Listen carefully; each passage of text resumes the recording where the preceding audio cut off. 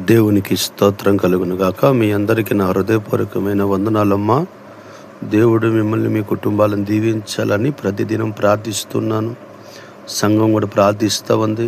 మరి దేవుడి కృపను బట్టి మీరు బాగుండాలని కోరుతున్నాను. సెమీ క్రిస్మస్లు 22, 23 కూడా జరగబోతా ఉన్నాయి. వాటి కొరకు కూడా మీరు ప్రార్థన చేయండి. దేవుడు సహకరిస్తున్నాడు మీ ప్రార్థనల ద్వారా. ఇంకనూ సహకరించాలని మీరు ప్రార్థన చేయాలని కోరుతున్నాం. మీ సమస్యలు ఏమన్నా ఉంటే అవి కామెంట్ రూపంలో పెట్టండి. మేము వాటి కొరకు మా సంఘం ఉపవాసం ఉండి ప్రార్థన చేస్తాము. దేవుని వాక్యంలో యోహాను సువార్త 16వ అధ్యాయంలో కొన్ని వచనాల కాడ ఒక వచనం కాడ ఒక మాట రాయబడి ఉంది. నా యందు మీకు సమాధానము కలుగునట్లు ఈ మాటలు కలుగును, అయినను ధైర్యము తెచ్చుకొనుడి, నేను లోకమును జయించి ఉన్నాను. ఈ వాక్య భాగాన్ని గమనిస్తే జై జీవితం అనేది అది చాలా కష్టమైనది. వందల మంది, వేల మంది, లక్షల మంది ప్రయత్నిస్తారు, కానీ ఉద్యోగాల కొరకు కొన్ని వాటి కొరకు ప్రయాసపడుతూ ఉంటారు, గెలుపుల్లో కూడా. కానీ ఒకరికి దక్కిద్దంట ఆ జయము. జయించే వ్యక్తి మన ప్రభువైన యేసుక్రీస్తు.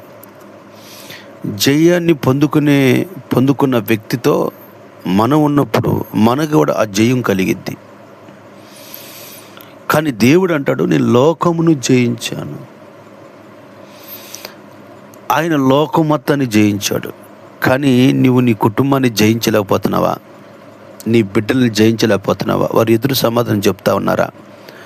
నీ భర్త కానీ నీ భార్య కానీ ఎదురు సమాధానం చెప్తా ఉన్నారా? నీ ప్రాంత ప్రజలు కానీ నీ కుటుంబంలో ఉన్న సమస్యలను భరించలేక నాకెందుకు ఈ జీవితం అనుకుంటున్నావా? నా సహోదరి సహోదరుడా, ఈరోజు దేవుడు నీకు ఒక మంచి శుభవార్త తెలియజేస్తూ ఉన్నాడు. ఏంటంటే, నీవు కూడా జయించే వ్యక్తిగా ఆయన చేస్తాడట. ఎప్పుడు చేస్తాడు? ఎలా చేస్తాడు? చేయటానికి ప్రప్రదమైన కారణాలు ఏమిటి అని మనము గమనించినప్పుడు, మనము శ్రమలు మన మీదకి వచ్చినప్పుడు శ్రమల్లో మనము ధైర్యంగా ఉండాలి.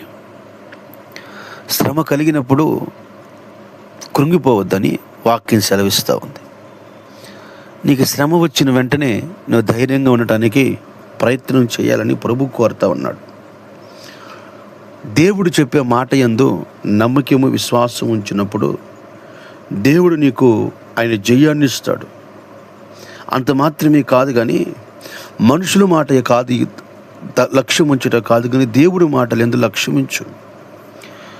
నీ కుటుంబంలో ఏ ఒక్క వ్యక్తి ద్వారా నువ్వు శోధించబడుతున్నావో ఆ వ్యక్తిని దేవుడు మారుస్తాడు. ఆ వ్యక్తిని దేవుడు ఈ నూతనమైన ఈ సంవత్సరం గతించిపోతుంది, నూతన సంవత్సరం అడుగు పెట్టబోతున్నాం. చివరి నెలలో మనం ఉన్నాం. నీ బిడ్డని ఆయన దీవిస్తాడు, నీ కుటుంబాన్ని ఆయన ఆశీర్వదిస్తాడు. కారణం ఏంటంటే, ఆయన లోకాన్ని జయించాడు. నువ్వు శ్రమల్లో నువ్వు ధైర్యంగా ఉండగలిగితే ఆయన నీ బిడ్డలకి జయాన్ని ఇస్తాడు, నీకు జయాన్ని ఇస్తాడు.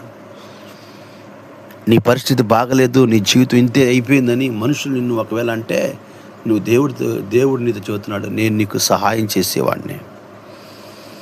అటువంటి జయాన్ని మీరు పొందుకోవాలి. శ్రమల్లో ధైర్యంగా ఉండాలని దేవుని వాక్యం తెలియజేస్తుంది. ప్రార్థన. పరిశుద్ధుడైన తండ్రి, నీ బిడ్డలు ఏ అపజయాల మధ్యలో ఉన్నారో ఆ అపజయాలు తొలగించి వారికి